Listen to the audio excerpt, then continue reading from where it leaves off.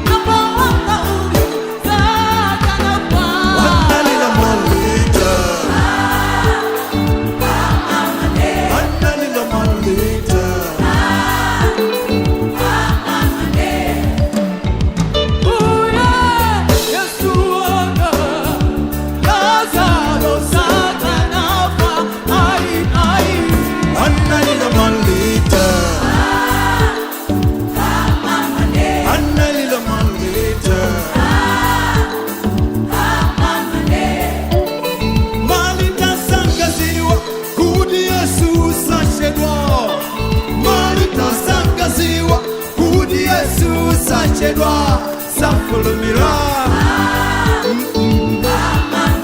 Annalila malita Yima ya Lazaro Mungu wake wa malita Kinabuka Pose pose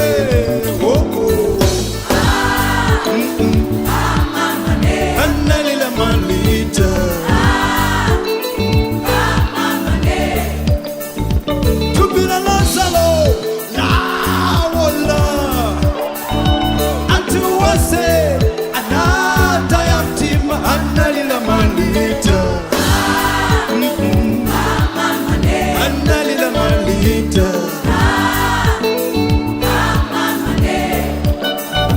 Yesu anafusa mamu igakuti Maritana yaka ambuye tieni mukawone mukawone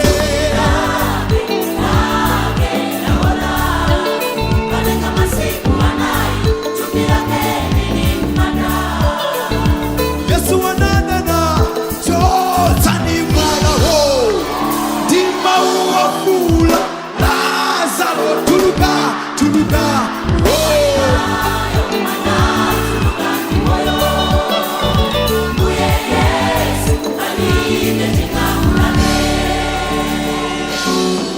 Mwina kutega kuti mukudutsa mnyamwe wawitsa imene mwapemphera mosoka mtima koma mayankho sanafike mpaka napa.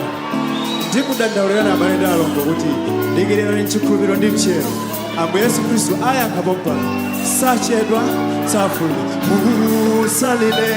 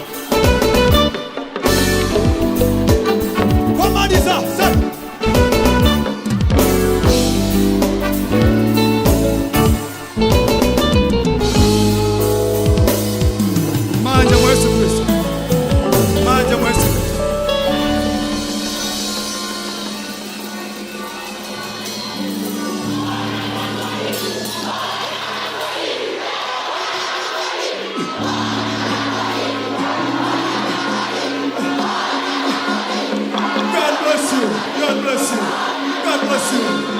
Thank you very much. Thank you very much. I appreciate you. Thank you very much. God bless you.